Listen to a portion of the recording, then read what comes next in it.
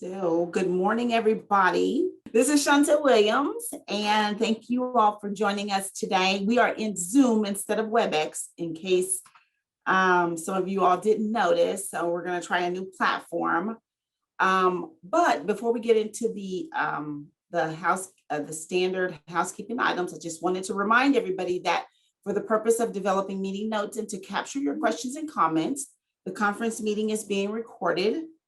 Also, the contents of the meeting are subject to the Public Information Act. So boards, if you have not done so already, go ahead and enter your board name in the chat box, and I'll save that session for roll call. And if you are calling in, just send me an email letting me know that you attended. To make sure that everyone can hear, we have muted all devices and disabled videos for those who are not presenting today. And if you would like to speak, go to the reaction button at the bottom of your screen, select the hand raise, and we will unmute you. And as always, feel free to add questions to the chat box. For those who are calling in, you can use *6 to unmute your lines. Okay. So we have a jam-packed agenda, so I want to jump right in. UI and risk and security management do not have any updates today. However, they are on the call. So if you have any questions, go ahead and add it to the chat for them and someone will be able to answer. So we're going to go ahead and get started with Cheryl Fuller. Cheryl, you want to give us a VR update? Good morning.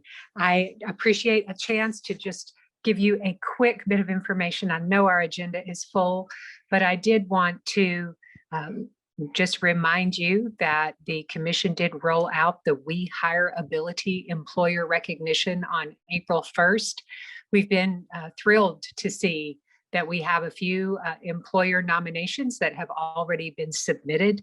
Just for your reminder, this is an employer recognition program where employers, and it can be private, it can be public, nonprofit, but employers that have 10% of or more of their Texas-based workforce as people with disabilities working in competitive integrated employment can qualify to receive a decal that says We Hire Ability, and they can get the electronic version to post on their website. They can get the actual decal to put in their place of business. But we really are excited about this opportunity to raise awareness of employers who are working hard to establish inclusive and diverse workforces that are welcoming to people with disabilities, not only to attract them, but to retain and advance them.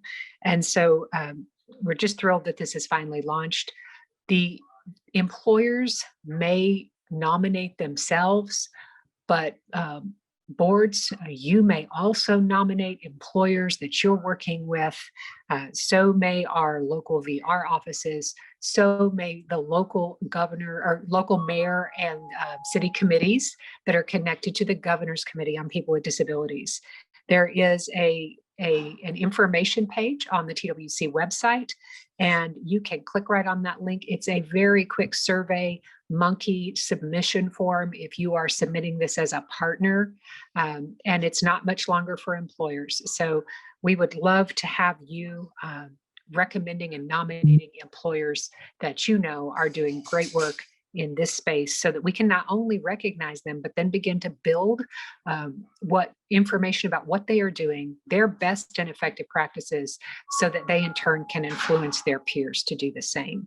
Lisa Gibbons is leading this effort for VR. She is on the call. She's available to answer any questions that you may have, either on the call or feel free to reach out to her. That's all I have. All righty, thank you, Cheryl. If anybody has any questions for Cheryl, go ahead and enter them into the chat. And Shanta, may I say that I'm calling in on my phone since I'm also in our quarterly Rehabilitation Council of Texas meeting, so I can't see the chat. So I'll make sure that Lisa sees that and either helps me respond as I slip back over to our RCT meeting, or the board folks can certainly email us directly. Okay, sounds good. Thank you, Cheryl. Thank you. All right. Anybody has any questions for Cheryl, you can enter them into the chat. or if you're calling in, *6 to unmute, or raise your hand and we will unmute you. All right. Something comes up later, feel free to add it to the chat. Thank you. All right, let's move on to Allison with a childcare update. Allison. Good morning and happy Friday. So I just have a few updates for you. The first one is with regards to the draft CCDF state plan for federal fiscal years 22 through 24. We just wanted to remind you that the public comment period for that is still open, but it does close on the 11th. So that's Tuesday next week. So if you're going to submit any written comments, please do so by Tuesday. And we've included in the agenda a link to the plan as well as a link to the executive summary. And those comments can be sent to ccel@twc.texas.gov. And I will add that to the chat here in a moment. The second update I have is about the WD 0921. Just wanted to make sure you had seen this WD letter. This is guidance that is allowing parents to use training hours that they get through the Metrics Learning online platform to count as an allowable activity right now.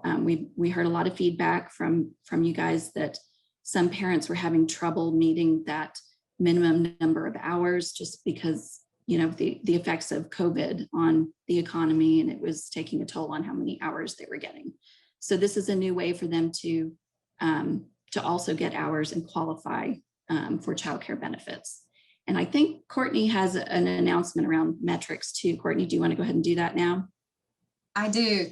Thank you, Allison. Good news about the metrics contract. Some of you have asked about that, and we let you know we would share with you as soon as we had something firm on whether or not that would be extended.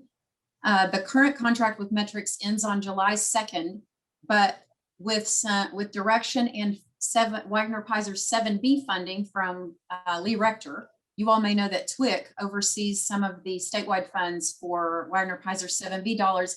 They've directed us, recognizing how valuable this is to all of you and so many claimants and employers who are getting a workforce that's got a few more skills coming to them, that the value of this contract. So we are working now on an extension. This will be a 180-day extension from July 2nd for a 180-day period.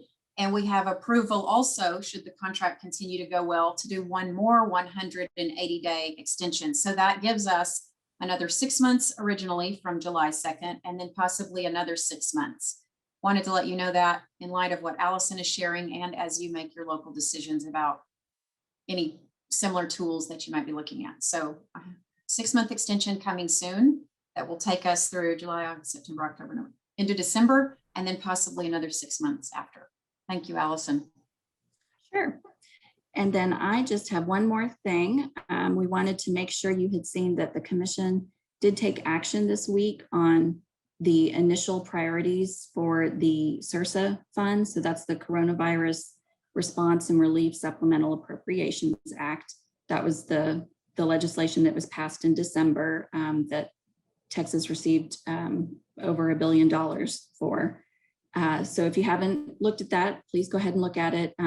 It lays out the $770 million that we are dedicating to relief funds directly to providers, as well as another $15 million that will go towards technical assistance and business coaching to help providers through the application process and expending and documenting their use of funds, as well as some additional supports that will help them to hopefully get their businesses stable and well functioning. So you have a link in the agenda to both the discussion paper that was approved, as well as to a press release that went out.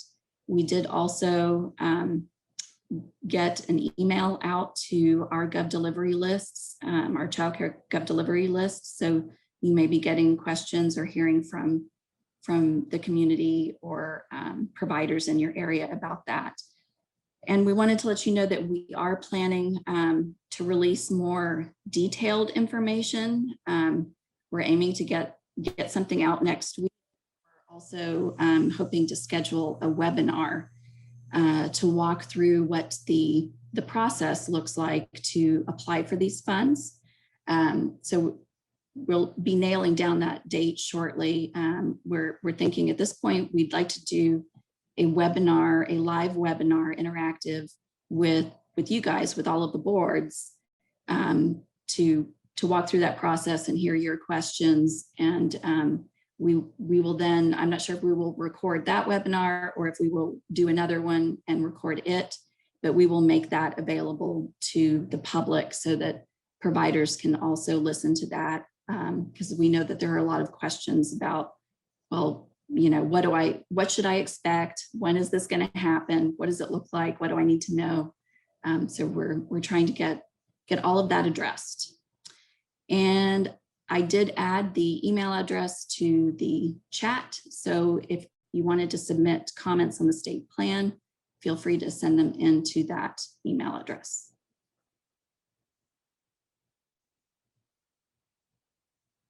That's all from me. All righty, Allison. Maren has a question. Will metrics training count toward job search for UI? If anybody is on the call that can answer that question. Hey, Shanta, this is Karen Latta. Oh, hi, Karen. Okay. Hi. To answer Maren's question, yes. Right now, for every course that an individual completes in metrics with a passing score, that counts as one job search activity for their UI work search requirement. And that will continue as far as I'm aware. All right. Okay, good. He said thanks. If anybody has any questions for Allison, you can add them to the chat or the information that Courtney shared about the metrics learning and parent activity requirements. Please add them to the chat or raise your hand and we can unmute you, or *6 if you are on a cell phone. All right, good deal. If something comes up later, always know that you can add your information to the chat box. Allison will be here to answer any questions you have. All right, so next up, we have an update from the Office of Employer Initiative, Mary York, and maybe Tom McCarty may also be able to get. Good morning, everybody. Tom McCarty. Mary's, we're all kind of challenging with internet connections, but I think I've got the strongest signal right now. So I'll give the update on the restaurant recovery initiative that we're working on with employer initiatives. And I do have Mary, I think she's on the line, and Amy Landrum as well. I'm on my phone, so I can't see the chat if anybody ends up having questions, but we can definitely get back with you. We are planning on rolling out the first series of videos with the Restaurant Association beginning May 18th. And these are the videos that we're using to, in conjunction with restaurant associations, that help the restaurant industry kind of pivot from how they were doing business pre-COVID to now, and some of the challenges that they have around COVID. So we're addressing those sorts of things with them through these videos. Again, first series will roll out May 18th for the training videos. The second part of this that we're working on, and this is where we want to get your interest, is that we're working with the Restaurant Association to promote not only My Texas Career, but also Work in Texas. And we're working and also educating them on, the workforce solution offices, the staff that you all have, the role and function, and how you all can help. There's 23 Restaurant Association chapters, local chapters. They have a local rep. And so what we would like to do is coordinate a call with the local chapters to talk about their local hiring initiatives and how we might be able to help them. And this is where we wanted to get your interest on doing that.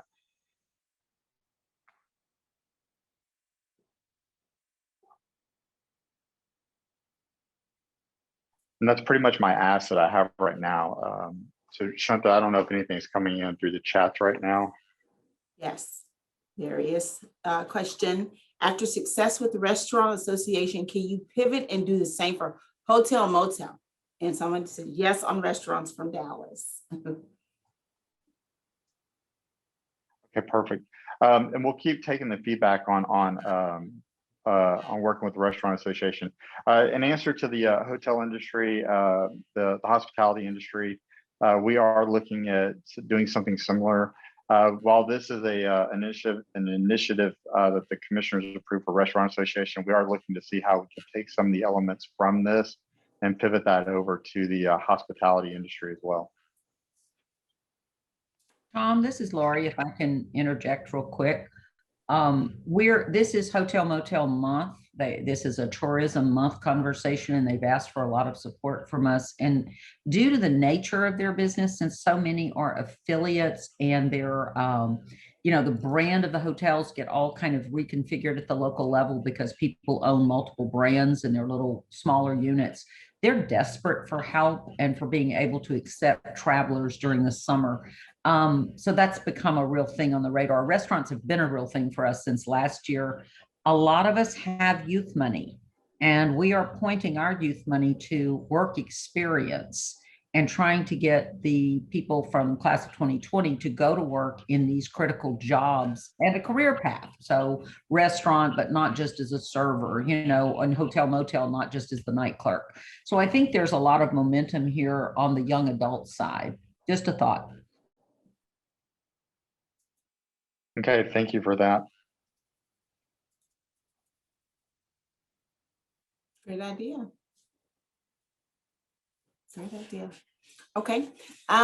Let's see what else we got here, Tom. On the response to the metrics and UI question. Okay. Will that be posted in the COVID Q&A? Is Patricia on? We can add it. Okay. Yes, Karen has responded. So very good. That question's been answered. All righty. So if anybody has any questions for Tom, add them to the chat and we can let him know, or *6 to unmute. Tom, does that conclude your presentation? Yes, ma'am, it does. Thank you very much. And everybody have a good weekend. Thank you so much. Yes, on restaurants from Brazos Valley. Okay, cool. All right, Courtney, you're up. Okay, I had to get my composure because I was reading the closed captioning, and I'm not going to read it. But Shanta, something you said in your lead up to Tom joining was really funny, and it is not what you said, and it had to do with an ass. So it was just the closed captioning, and anybody else saw that probably had a really good laugh. Tom, thank you. Yeah. People are James saying they've Harper. seen it, Courtney. Okay, James and Karen, thank you. You probably had to get your composure a little too. Okay, Tom, thank you for that update. Yes. Okay, I have a few things. First, it's a thanks to all of you, everybody at this point, with the exception of one board who is working on it in the next couple of weeks, has returned to a work search level that is in line with the guidance that we've provided and what you had previously, or a minimum of 3. We wanted to just thank you. That's really important. As you know, we're hearing a lot from employers who have a need for workers, and also we appreciate everything you're doing to help job seekers with job matching and all of what they need to get back to work. So on the work search front or the UI work search front, we just wanted to thank all of you for the efforts you've taken with your boards to return to a level of work search that's supportive of employers and claimants as the conditions have changed. Also, I have an ask for you, a couple of asks. We're hearing some very specific challenges that from employers, and I know you are hearing some, if not all of this locally also. Employers are saying that there's just not enough workers in the pool for the positions they have. They are really needing to ramp up hiring, and there's not enough workers to select from. Employers are also telling us that job seekers are sometimes refusing to show up for an interview or not responsive to calls for interviews. The third thing we're hearing is that job seekers may be refusing suitable work. So we wanted to ask all of you, I had a conversation with a couple of you this last week. So I know you're already thinking this way, but if you're not, we really need at this point to think about working job orders like that. I know everybody's still doing it, but that whole old school concept of making sure that all of the staff in the one stops are, in whatever process you use, are working job orders, that all the job orders are worked. Questions are answered. If you need to call the employer to get clarity, making some tweaks or helping them make tweaks, and then running matches, sending matches to ensure that all those employers who are taking the time, especially to put postings in our system, are seeing some effort on our part. I know you all are doing a ton of things, but if you haven't asked your contractors or your local management recently about how they are working the job orders, especially as these employer needs are bubbling up more and more, we would just ask that you do that. And some guidance went out recently reminding you all how employers can report to the agency if through the Work in Texas job posting is one good way. They can report when a job seeker refuses an interview or refuses the work. So we just wanted to put that top of mind for you so that when you're working with employers, you can make sure they know there are venues for reporting that to us. But the working of those job orders is something that if anybody hasn't been talking about that locally, we think it's a good strategy. We're also looking at some data about the job orders and the number of staff assisted services. If you're already doing that, send me a note and let me know that you've got it covered. You already have a good grasp of how many on average job staff assisted services are being keyed for each of your job orders, but know that we're looking at it also so that we can share it with each of you just for informational purposes in your conversations. Like I said, if you're already doing that, send me a note and we won't follow up with you about that. But and if there's anything else that you all are seeing as a great strategy, Marcia, I see your note. I know you all are hearing it too. If there's anything else that you're doing that you think would be a good strategy, feel free to put it in chat here. If you're already doing something else that is proving valuable that you want to share with the group, love to see it. Okay, so that's all on the thank you to you for work search and also the ask on working the job orders and reporting, making sure employers know how to report if the candidate does refuse to come to the interview or to accept the job. I am not seeing questions in chat for me just yet, so I'm going to move to the next item quickly. SNAP pledge funding. This, I think, is probably the fourth time, at least the third we've mentioned this, so hopefully this is not new information for you, but FNS made some decisions during the pandemic that involved good cause and time limits. And we and Washington State adhered to that, but FNS has decided that something to do with time limits and the way all states were treating time limits during COVID, including Washington State and Texas, who are the only states who receive pledge funding right now, which is basically some of the excess ABOD funding that other states don't use. Washington State and Texas have been told by FNS that we are not going to be eligible for pledge funds this year. As you know, this is the first year we ever put that money in your SNAP contracts because we were trying to give you advance notice and let you plan ahead. We put $3.2 million of the total, like 22 million that is in contract to all of you right now. We put 3.4 million in for pledge funds based on the letter we had received.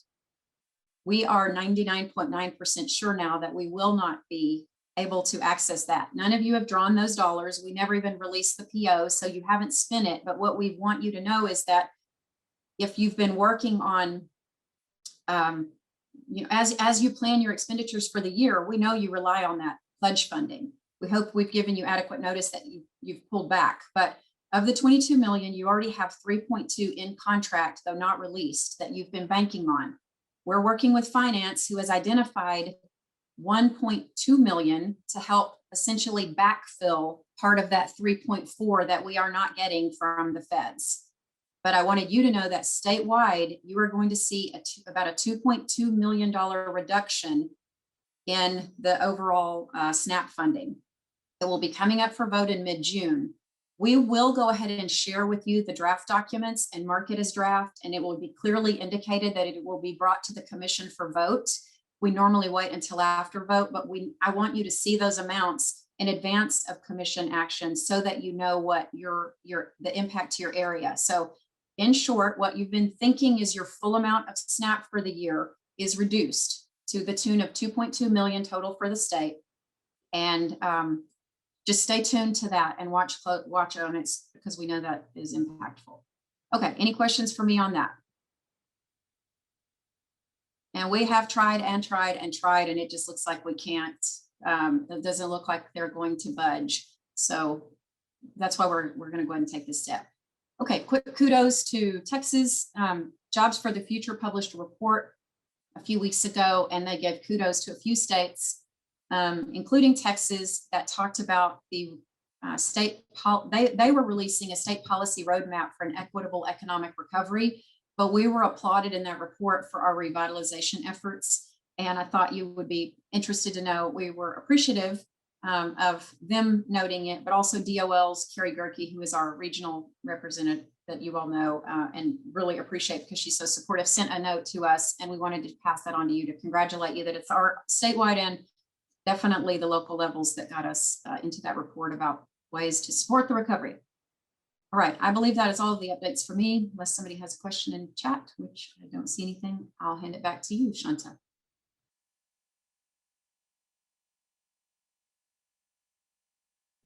Thank you, Courtney. If anybody has any questions for Courtney, go ahead and add them to the chat or *6 to unmute if you're calling in.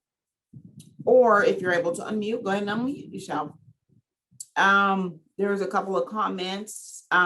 Marcia, yes, Courtney, we are also hearing the same things about employers. Linda, great job. Continue using your virtual and in-person job fairs to help local employers. Thank you so much.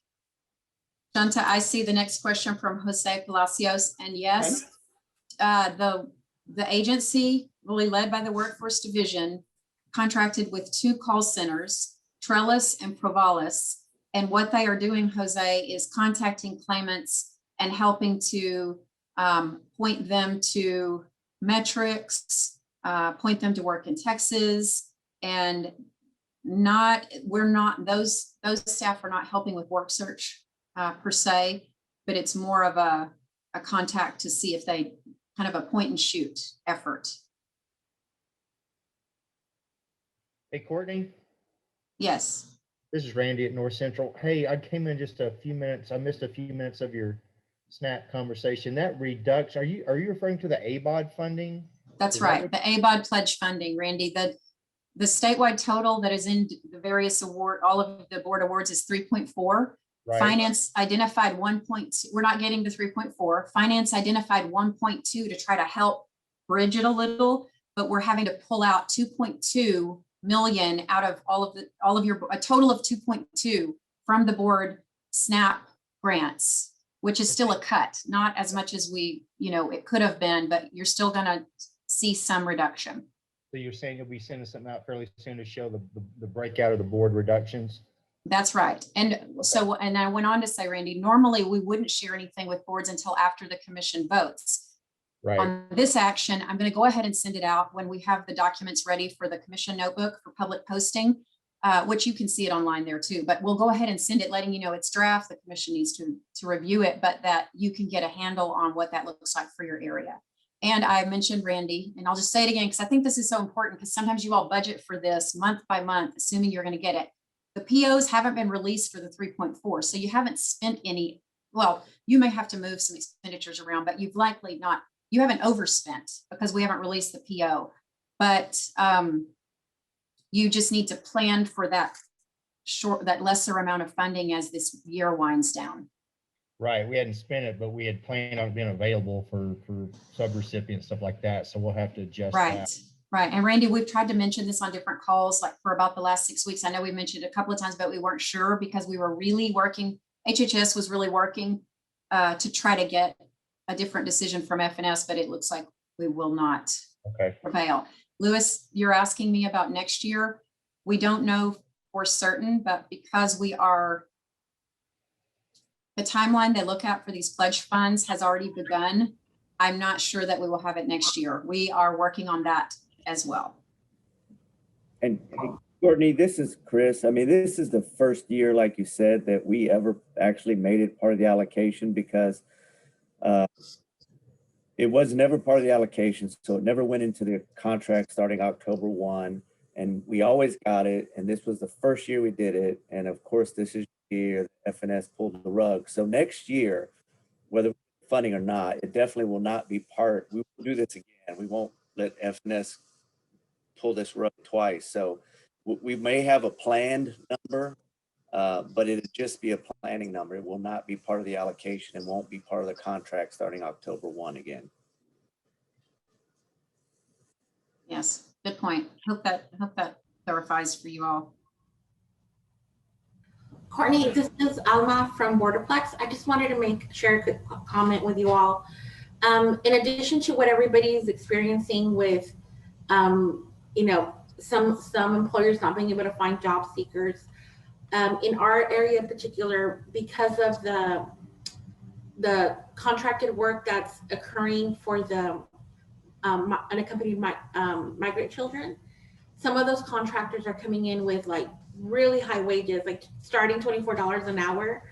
And it's making it extremely competitive for, especially in our region where we have so many service related workers, compete with that. I mean, it's to be quite honest, it's even affecting our contractor. We've had a significant number of career navigators or case managers go, you know, because they're going to get paid even more than that. So just wanted to share that with you all as well. Okay. Yeah. I may follow up with you on that about the number of positions and all of that, but I can understand the dilemma. Thank you. Lori, you want to unmute? You have a question for Chris?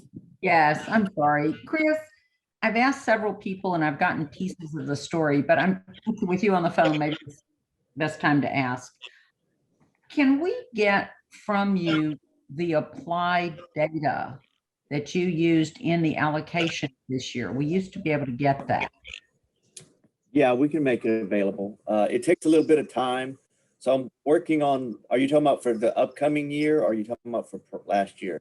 Upcoming year, the data that we got that was preliminary, it sends some economic messages that we would like to capture for our board. Okay, yeah. So we're working on the final, we got the final allotments for WIOA. And so we're working on those to bring up shortly before the commission, along with the AEL by provider. And so if we do that, we also work on the kind of basically the county distribution with the demographic data. It's just a little bit more intensive with all the calculations. So there were some real swings, especially in our market, but surrounding us. And I'm wondering, is poverty spreading or the dislocated worker had an unusual effect? Just those kinds of things. So we can't do that without knowing what you guys adopted. For adult and youth, the big swings, and this has been the case the last few years. I think COVID, and I don't know for sure, but I think COVID had a big impact for this year. But there's, you know, those two have a three-part factor. One of them doesn't change except every 5 years. But right. Unemployed in areas of substantial unemployment, and the other one was poverty. Unemployment in areas of substantial unemployment. And those two are related that we get from our LMCI group. You see swings in those. And I think COVID possibly caused a bigger swing this year than normal. Can't tell for sure, but it's definitely did swing a lot, but it comes from those two factors. Thank you, sir. We'd appreciate seeing what was applied. I appreciate it, Chris. Can I go back to Courtney if she's still available? Courtney, I think so. Courtney. There she is. Still available. I know we don't know SNAP for the future, but in the interim, we have key staff and the contractors may think, okay, we're going to lay people off or something. We don't want anybody else being unemployed. Those could easily swing to TANF in an interim period if we have the resources, right? Well, it would, I mean, they would need to be trained and work TANF cases, but you're right, Lori. I mean, I have seen boards shift staff from TANF to SNAP or occasionally work both at the same time. The programs have enough similarity that I would say the skill set makes for an easier transition. So I think that's a great strategy if you found yourself in that position. Okay, and then somebody else said possibly Reese. So just, I don't want to lose talent and then suddenly get the money next year. And then where are we? You know, it's hard enough to hang on to people right now. We've lost some key people at the contractor level this year. I don't know if everyone's experiencing that, but I think also that people are going after our team because there are some really good qualified people. Yeah.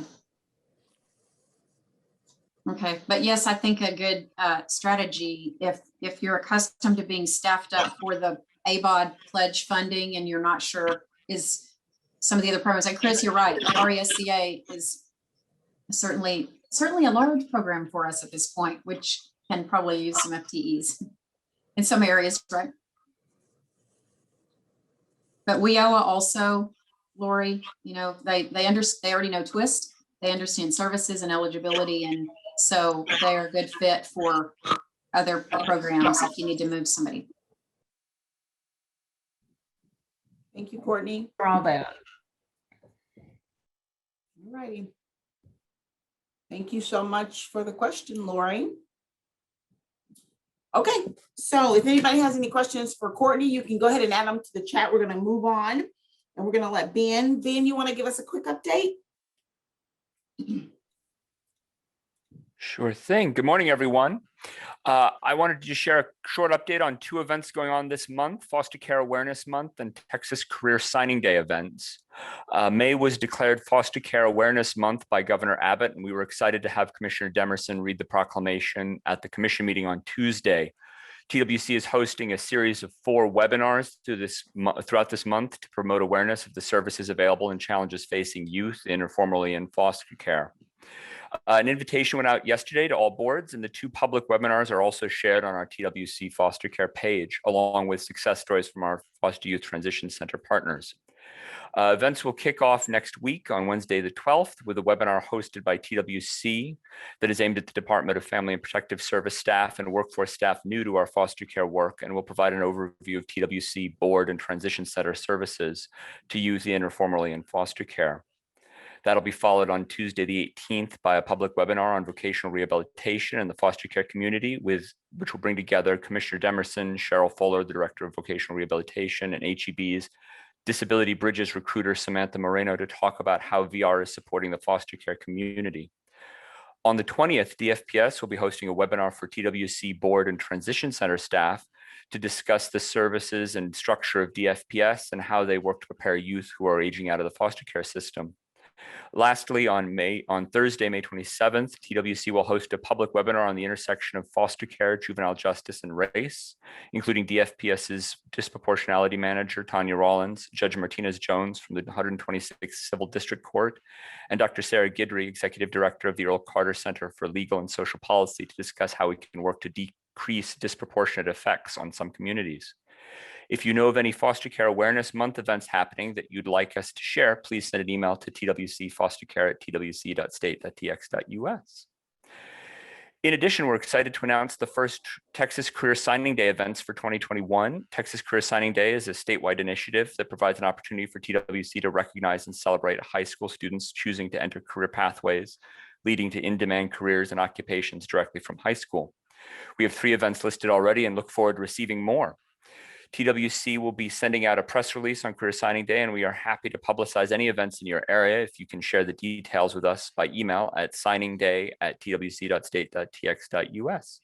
The TWC Career Signing Day webpage also has resources for hosting a signing day event, including templates for press releases, flyers, and a webinar on the Career Signing Day initiative. I've shared the email addresses and websites in the chat, and I'm happy to answer any immediate questions. And that concludes my presentation. That was really good, Ben. Thank you so much for that. Happy Foster Care Month. And if anybody has any questions for Ben, go ahead and add them to the chat, or *6 to unmute if you're calling in, or just unmute your devices. Ben will be here to answer any questions you have, and Courtney just placed a message in the chat. Shanta, all I was clarifying based on Jose's earlier question is, I didn't say this explicitly, but the call center staff that Provolis and Trellis are helping with WIT registration also. And that was the goal, was for some state level capacity to be added so that more claimants were getting a full WIT registration, because we knew you all were being swamped with claimants who had not yet completed a full WIT registration. Yep, great. Great information. Thank you for clarifying that, Courtney. All righty, thank you, Ben. All right, next up we have Patricia Martinez. Patricia, you want to give us a quick update? Yes, good morning, everybody. I have 2 items to discuss with you all today. The first one is on Fidelity Bonding. We talked about Fidelity Bonding on our last call. And just a reminder, Fidelity Bonds are available through your local workforce centers to both employers and job seekers. And we want to ensure that your local workforce center staff know how to request and process Fidelity Bonds. So the board service strategy staff will be hosting a Fidelity Bonding webinar on Wednesday, May the 19th. We're going to be sending out invites to all the EDs to this webinar. The target audience for this webinar is staff that work directly with job seekers, case managers, resource staff, business services staff, employment services staff. Please forward the invites as you deem appropriate. And if anybody has any questions, they can always contact their board service support strategy contact on Fidelity Bonds. Any questions on Fidelity Bonding or the seminar, you'll get that shortly after this meeting. The date again is May the 19th, Wednesday, May the 19th. Okay, I have to look to the other screen for the questions. Okay, I think that's all I see on Fidelity Bonding.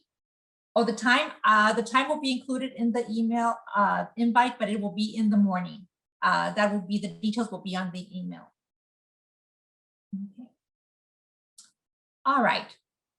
So the next topic that I have is really some good and positive information. As you all know, since the pandemic, we've been running monthly data on the number of participants served, and I'm talking about maybe participants with new periods of participations in the month, those that are enrolled in a training activity in that month, those that are completing training activities, WIOA enrollments in that month. So we've been tracking that from pre-COVID, from October 19th to present, trying to trend out and see if we're ramping up or are still struggling in some of these areas. We have some boards now that are enrolling more new participants with new periods of participation across all programs in TWIST than prior to COVID. So to give you an example, October 2019, in that month, we had 32,931 new periods of participation within that month. In March of 2021, this is statewide numbers, we had 34,931. So we've had a really good increase statewide. And 15 of the 28 boards are now enrolling more new participants, new periods of participation than pre-COVID. So that's really good news. We know that everybody's working really hard and we really appreciate everybody's efforts. We have been sharing some of this data with your local board program contacts from Kevin's team. So if you have any questions on your data, your numbers, you're welcome to contact your board services staff with any of those questions. And does anybody have any questions on that? I don't see anything. And that's all I have. Back to you, Shanta. Thank you, Patricia. Appreciate your updates. If anybody has any questions for Patricia, go ahead and add them to the chat or *6 to unmute. Or just unmute. That was good news. Thank you so much for that, Patricia. I want to hand it over to Ed, Mr. Cerna, to give a quick update. But before I do that, I will be sending out an email to the EDs about a cybersecurity template that we've been talking about.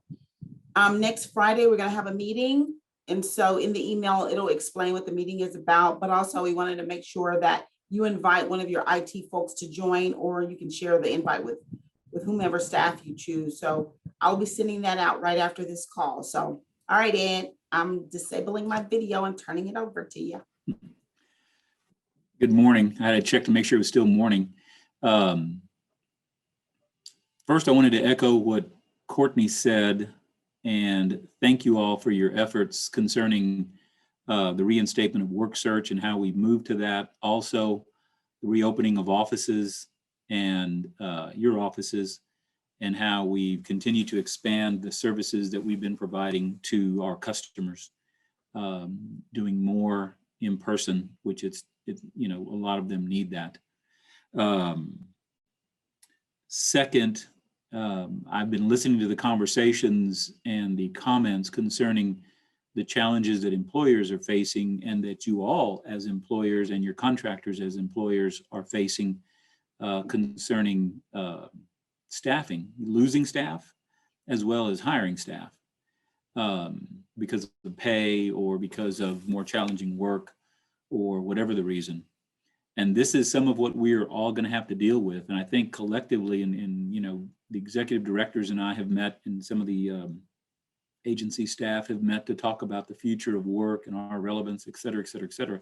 But these are exactly the kinds of challenges that that I'm pleased to say, working with the executive directors, we've been trying to get ahead of. But I think like everything else that's COVID related, the tide's getting ahead of us. But I think we'll catch up very quickly. But we need to get a handle on that, on how we not only can continue to effectively serve the employers in the state, but also how we can get what we need with regard to staffing as employers ourselves.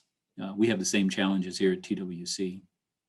The third thing I wanted to let you all know is some of you may have read or heard that the state of Montana and now the state of South Carolina have both decided independently to withdraw from the federal pandemic unemployment assistance program completely.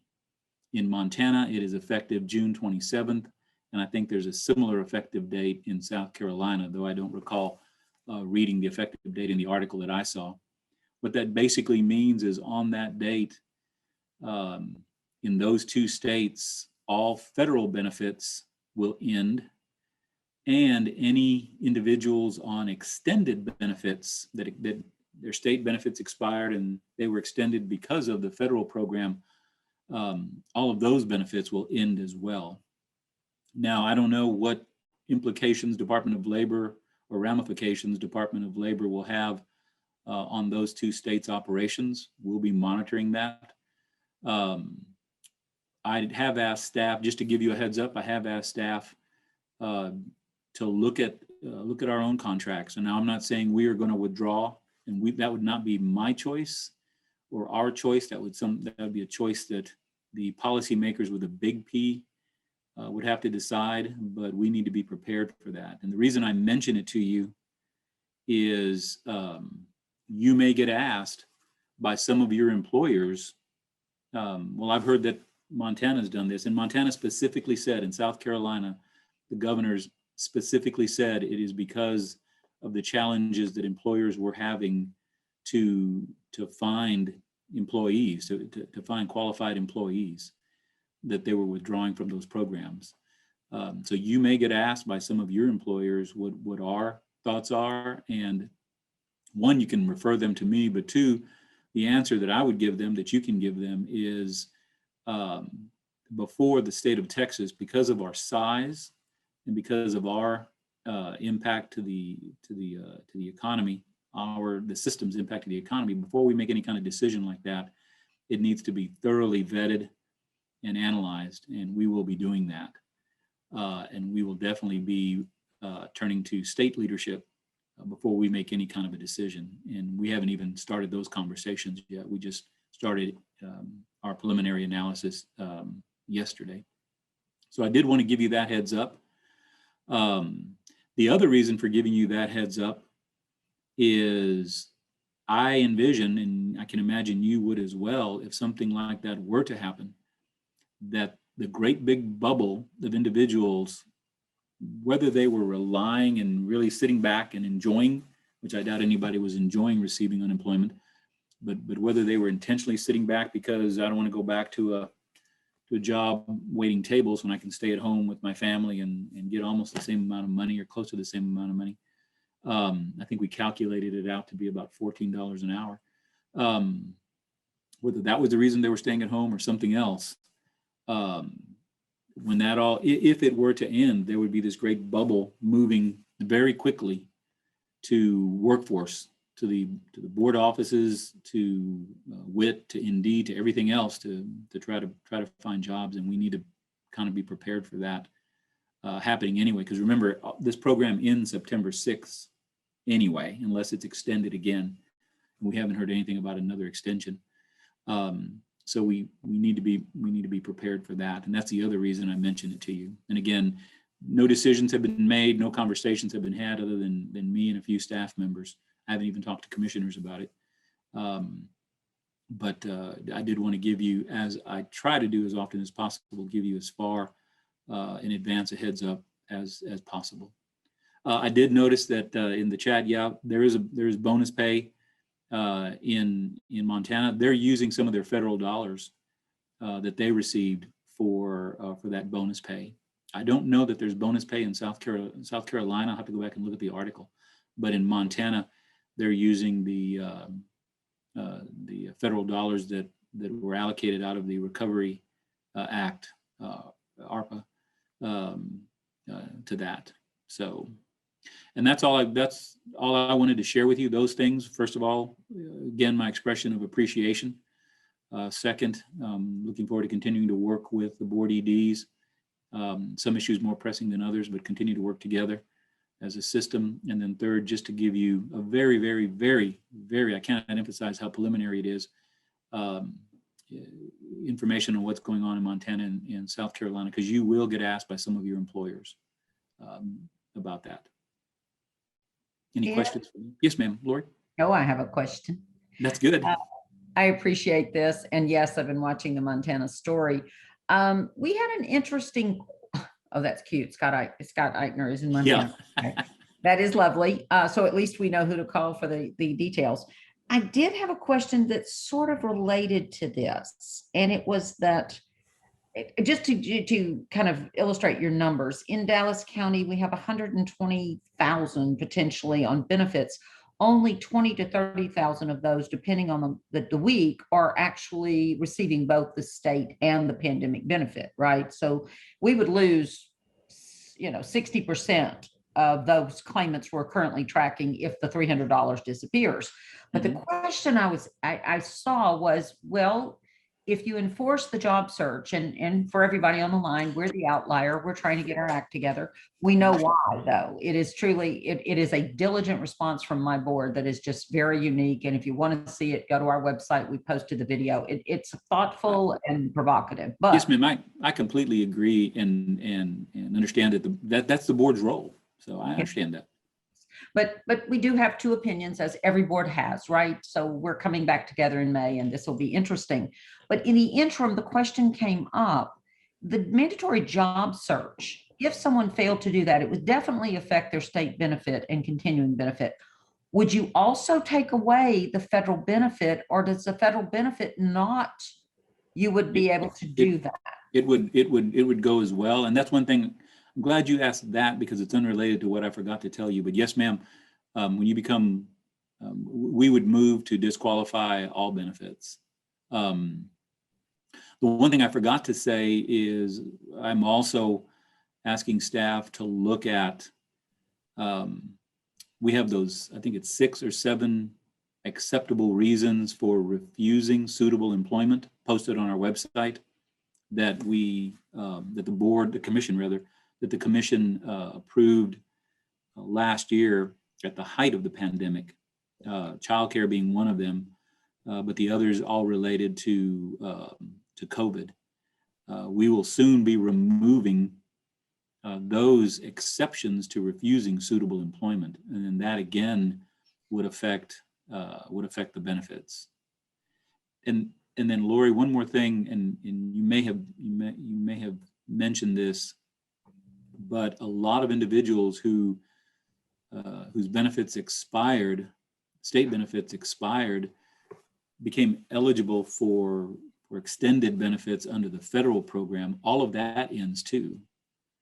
In the case of Montana and South Carolina, so the number may be greater that are affected, because really the only people that would still be eligible for a benefit would be people that are eligible for a state benefit and have not exhausted all of their state benefits. Meaning the 26 plus the 13. So Yes, that ma'am. really would rule out just about everybody then. Yes, ma'am, pretty much. Wow. Only the people that have not received any benefits, that just lost their job,